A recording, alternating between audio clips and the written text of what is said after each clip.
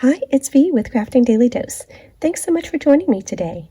I've got an alternative for the February 2023 paper pumpkin kit that is sure to bring sunshine and smiles. This is a pop-up that can squeeze down flat, and if you'd like to use it as a card, you can add a message panel on the back. But the real fun comes when you open up the front and it becomes a 3D playset. I'll show you how to create some props.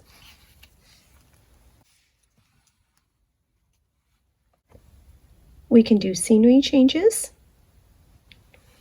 and of course add little characters. If you're ready, let's hop to it. I'm going to focus on showing you how to make the playset card itself, and these are the pieces that I'll be using. So from the kit, I'm using just the front of this particular card base. You can see that I've cut it out and separated it. Then I've got a piece of pear pizzazz cardstock.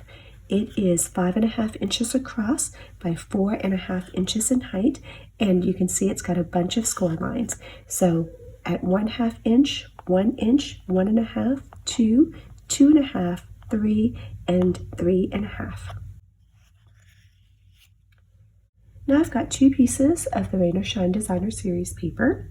This first one is 5.5 inches across by 7.25 inches in height. It's been scored at 1/2, 1 inch, 1.5, 2 inches, 2.5, and 3 inches.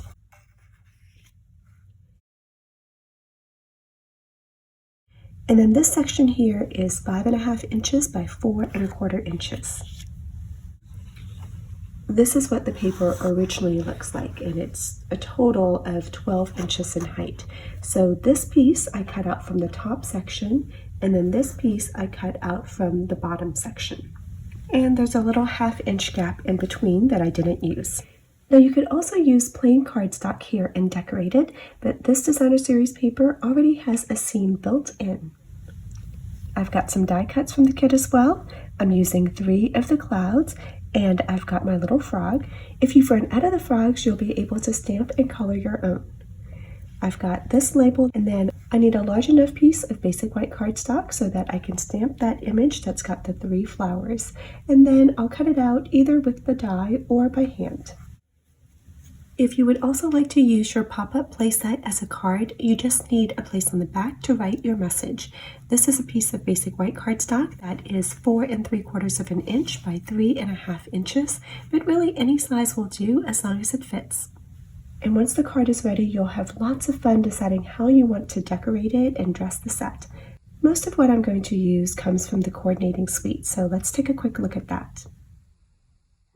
Now we've talked about one of the patterns in the Rain or Shine Designer Series paper, and here's the rest of the suite. So it includes the Playing in the Rain stamp set.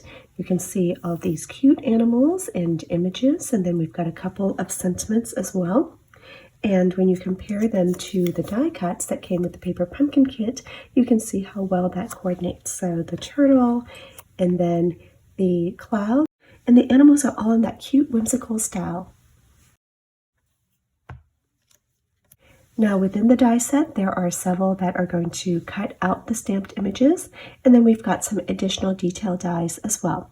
So there's a tree stump, 2 grass clusters that face in opposite directions. There is a kite, and then a detail piece that can fit over the kite, as well as these little ribbons for the kite tail. And as far as coordination goes, the stamp set that came with the paper pumpkin kit can actually be cut out with that kite die. Then we've got 2 butterflies here, again facing in opposite directions, and then there is a bridge. Now, if you were lucky enough to get the Sunshine and Smiles dies that were an add-on for the paper pumpkin kit, then you have a die that cuts out the frog and the small cluster of flowers that are both images from the stamp set. Now, if you weren't able to get the dies, you can always fussy cut out those images by hand. And then these right here are the loose daisy embellishments. So we've got lots of options to choose from for decorating the set. I'm going to begin with the stamping, and first up is this piece of designer series paper. This is going to be the floor of our set, and when the card is opened, it's going to be like this. You can see that these are the stems of the flowers down here, so it's pointing up in this direction. But when the card is closed, it's actually flipped this way. So this is the top of the outside, even though it's the bottom of the inside. So I hope that makes sense. Just remember, you're looking at the flowers, you want them to point up, but then you're going to flip like this, and then this becomes the top. And that's important because I want to stamp a sun up here. I'm stamping with the Mango Melody ink that came with the kit, and I've got my silicone craft sheet underneath for a little bit of cushion.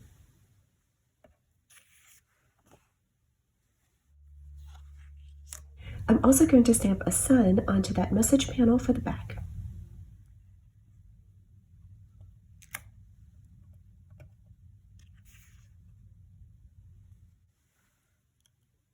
Now I'll stamp my sentiment in Memento Tuxedo black ink.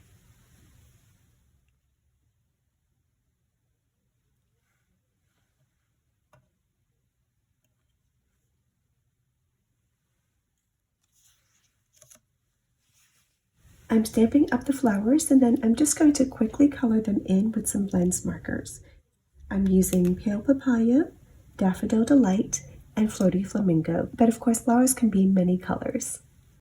You can also use watercolor pencils here. Technically, if you plan to color with the Stampin' Write markers, those are water-based and you should use Stays On ink. But these images are so small that if you're careful, you could probably make it work with the Memento ink as well. I'm using Old Olive for the leaves. And if you need to stamp and color a frog, now's a good time to do it.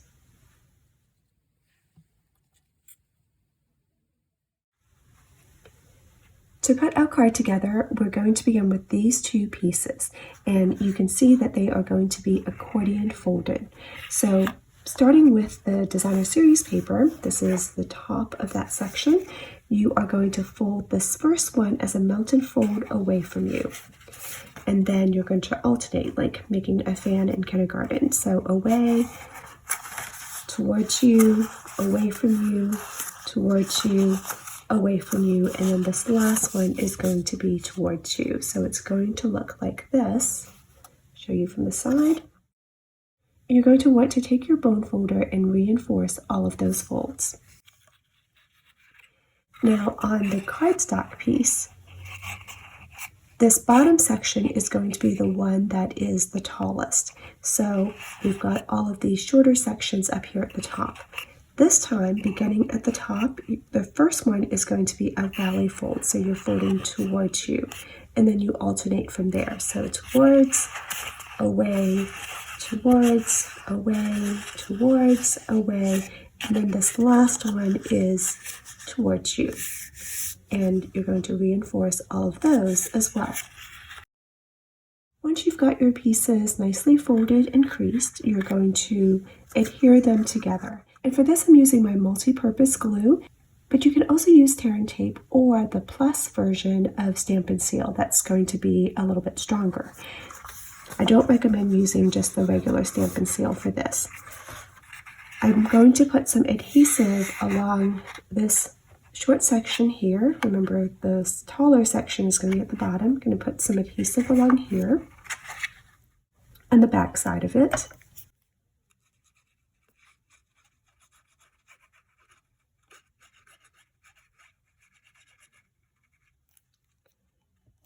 And then this is going to line up with the bottom of my designer series paper piece. So I'm lining them up, and actually it's going to be easier if I flip it around so that I can see that this is going to line up with that crease.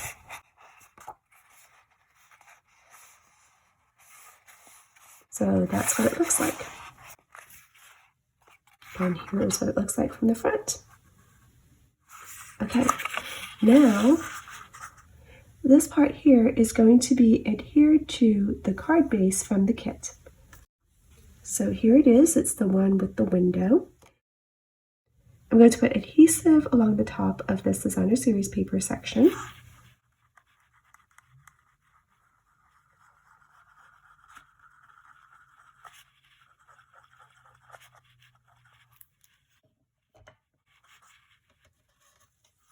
And then that's going to go along the top of my piece.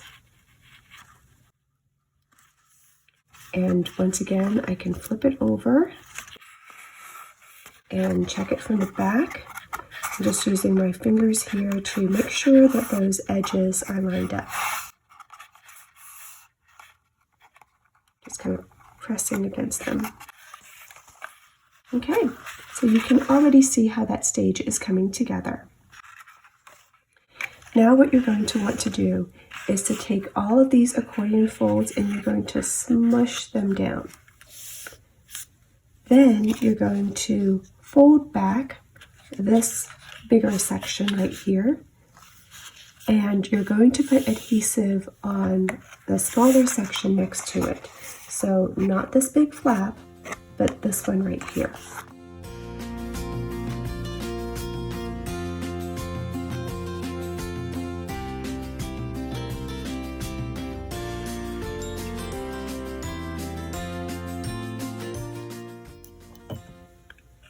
Okay, I'm going to hold that down with my fingers, and up here I'm going to squish all of that down too, so that this piece is going to fall right on top of my exposed glue. And I'm just using my fingers here to squash everything down, making sure that it's able to compress down flat. So the glue here gives me some time to wiggle things around and make some adjustments. Once that's set, I can go ahead and adhere my other piece of designer series paper to this flap here. So first though, I'm just going to show you it's already standing on its own, and if you peer through it this way, it looks just like a stage with a really sunny backdrop. Now my piece of designer series paper is going to attach to that flap right there. And I just want to double check to make sure that my flowers are pointing in the right direction. I want them to point towards the stage there. So once again, putting some adhesive.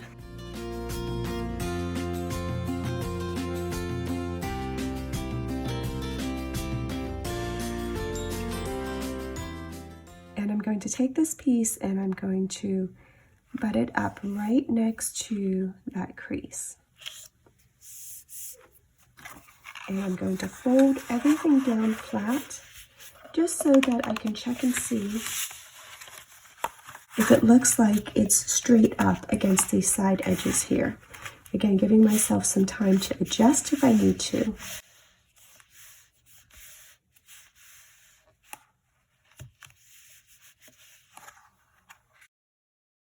So that's what our front of our card looks like, and then it's going to open up, and there's that cool scene. This piece here acts as the ground for our scene, and it also helps to stabilize things structurally so that our theater stands up more securely. Once the interior is all done, then we're ready to decorate the front of the card, and that's just a matter of gluing on a few pieces.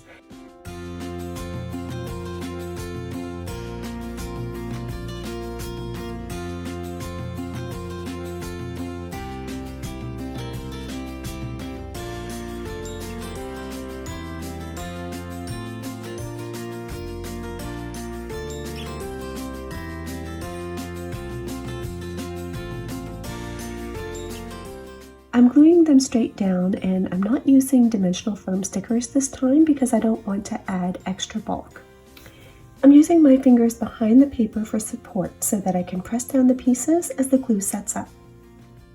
Be careful not to use too much glue here because if it's very wet, you may end up making your paper wrinkle.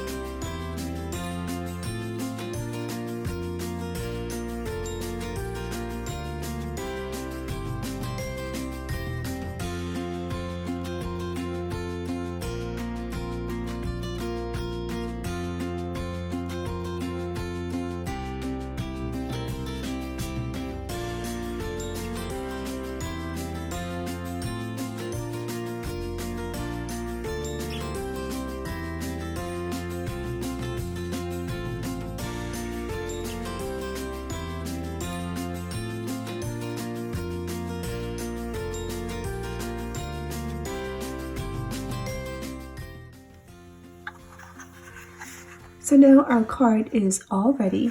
Now you can see that those accordion folds want to spring up by themselves, but when you press it down, it will go flat into an envelope. Then it's going to almost pop up on its own when it's taken out, and once your recipient opens up this part, then they get this cool surprise. If you're using a message panel for the back, don't forget to put it on.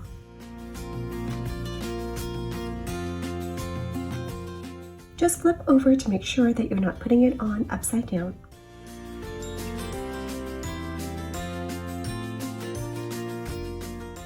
Now for the really fun part, we're going to talk about some different ideas for dressing things up.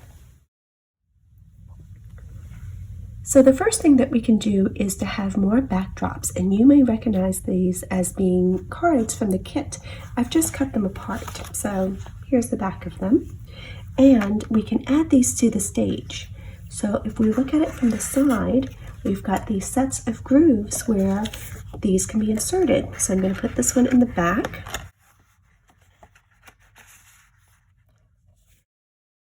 And then mine fit fine, but if you're having trouble with yours and it feels a little bit tight, then you can just trim this slightly, just maybe a 1/16 of an inch from this edge, and that way it'll help it fit into these grooves more readily. And now you can even have a scene change. So it starts out all dark and stormy, and then the clouds part and the sun comes out and there's a rainbow. So that's going to be pretty fun for pretend play. And if you don't want to cut your card bases, then there are some patterns from that rain or shine pack that can work as backdrops as well. So we actually have these two rain scenes. This one is very similar to the card base from the kit. It's got some UV coating on it, so it's got some shiny areas here, and it's got more variation in color. And then this paper has bigger raindrops, but you can also have more abstract backgrounds too. So the other side of that same paper looks like this, and that would be very pretty. Or maybe this page, or you can really use any set of papers that you love.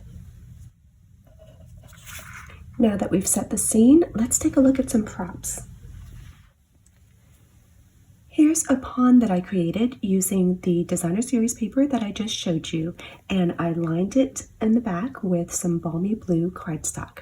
I cut it so that those raindrops are going to be horizontal, and I used one of the layering diorama dies. For mine, it was the 1, 2, 3, 4th largest die, but any of these would work. It just depends on what size you want. These are very straightforward. They are the cloud shapes from the die set, and you can cut them from white or gray or maybe blue to make clouds. Here I've used old olive cardstock so that they can pass as lily pads on my pond. Next, I'll show you how to make this tree stump from the die set be able to pop up and stand on its own for the playset. Start with 2 of those stumps cut from soft suede cardstock, and then there is a strip of soft suede cardstock that is 3 1/4 inches across by 3/4 of an inch in height. There are several score lines. You'll see those numbers on your screen as well as in the blog post. So we're scoring at 3/4 of an inch, 1 inch, 1 1/4 inches, 2 inches, 2 1/4, and 2 1/2 inches. Beginning with this first score line, you're going to fold that as a mountain fold away from you. The next one is a valley fold towards you, and then another mountain fold away from you. So if you look at it from the top, it makes this little shape right here. The next one is going to be folded away from you, then reverse it towards you, and then away from you again. So basically we've just made that same shape on the other side. And then this last piece is going to be a gluing tab to connect to our first panel. And in some cases you may need to trim this a little bit. I'm going to go ahead and trim it just to make sure. The piece that is going to be on the inside, you want that to be a little bit shorter so that it doesn't bunch up in the fold. I'm going to go ahead and put glue on that.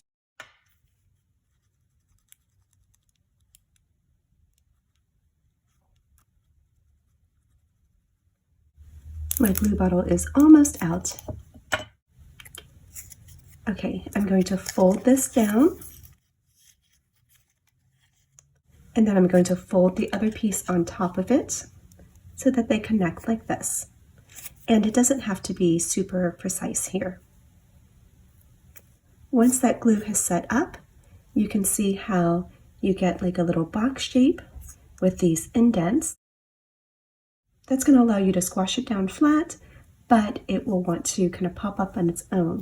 And at this point, you can either go ahead and glue the stumps on, one on each side of this little box. I'm just going to add a little extra detail with some ink blending. I'm using my sponge dauber, and I'm going to put a little early espresso ink along the base.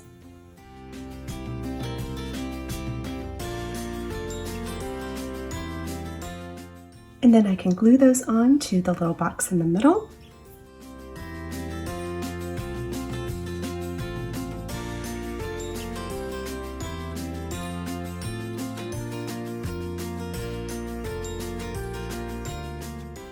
And now my tree stamp can stand on its own.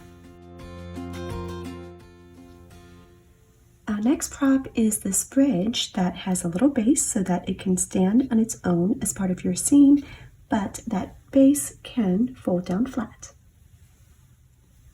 I have two bridge die cuts made from basic gray cardstock, and I put adhesive sheet on the cardstock before I cut. This is a film of adhesive between two layers of backing. And if you put it on before you cut, then your die cut becomes like a sticker. That's just going to make it easier for me to adhere these pieces together because the lines are kind of skinny. Then I have two pieces of Pear Pizzazz cardstock. Each one is 3 inches across by 3/4 of an inch in height, and it's been scored here at 1/8 of an inch. I have two pieces of the grass cut from old olive cardstock.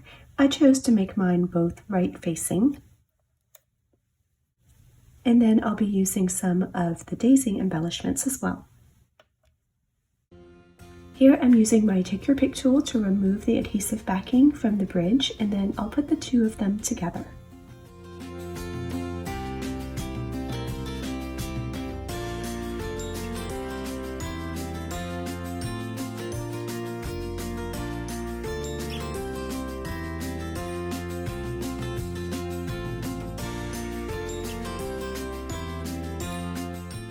These strips of cardstock are going to form the base, and for each of these I'm just going to fold up that little flap here,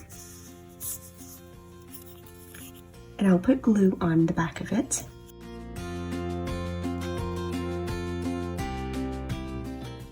My bridge is going to go right on the back,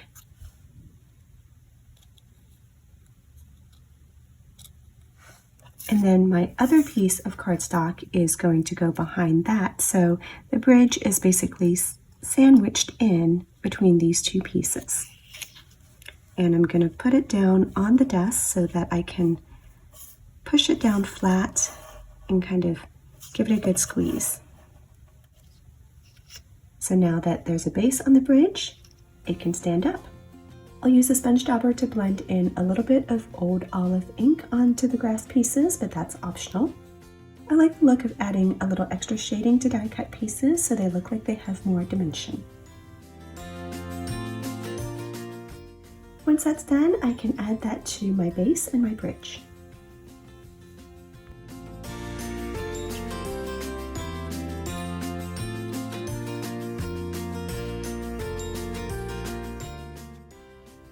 And then finally, I'll use glue to add on some daisies. You can also use the glue dots from the kit.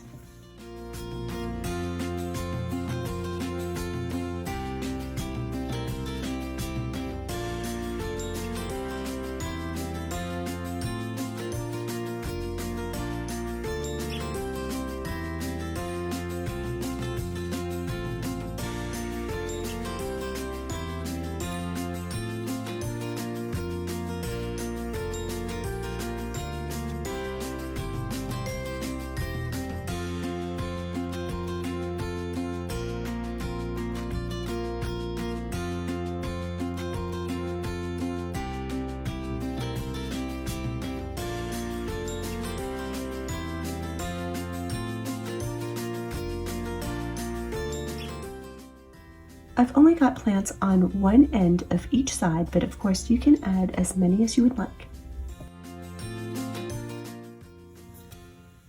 For each character that you're doing, you're of course going to want the character, but I also like to have a second piece of plain cardstock just to back it. Now for this die cut that came with the kit, I don't have a die for it, so all I did was lay this on top of a piece of cardstock and used it as a template to cut around that same shape. This part is optional, but I think it makes it look a little bit neater and a little bit more sturdy. You're also going to need a strip of window sheet or other clear acetate. This is 6 inches across by 1/2 of an inch in height. Before I put my duck together, I want to accessorize her, so I'm going to add an umbrella. And I've shown you this before, but I'm going to do a little bit of trimming just to get rid of some of this white border here by the wing.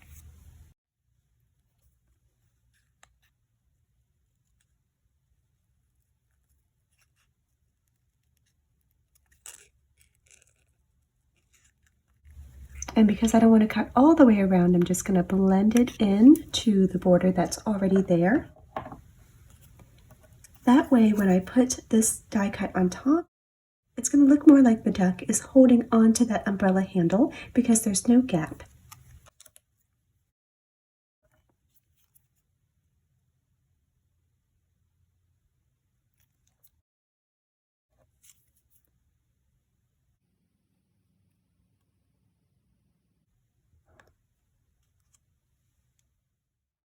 I'm going to add some glue dots to both sides of my window sheet strip.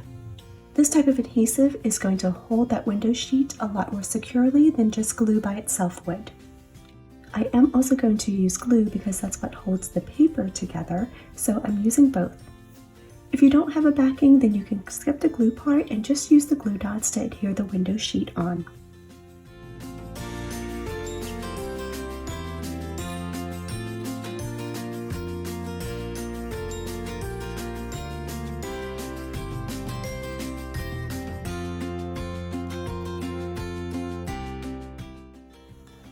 In addition to the die cuts from the kit, there are these 2 sheets from the Designer Series paper with all of these cute additional animals that you can choose from for your playset. Here's an example of one of the rabbits that I cut out. I did use a die for this, and then I also used the die to cut out the backing piece, so this was really quick. Now, because this rabbit is facing to the right, I like to have my strip over here on the opposite side because then it's easier to kind of move your character around. I had done the same thing with the duck, if you notice, so that the duck is facing to the left and my handle strip is over there to the right. But that's just a matter of preference, and of course you can vary that up. Now, if you want these characters to fit inside of a regular medium-sized envelope, you have to pay attention to the total width here. It can't be more than 5.5 inches between one end and the end of the strip. But if you're using a larger envelope or not even using an envelope at all, then you can disregard that.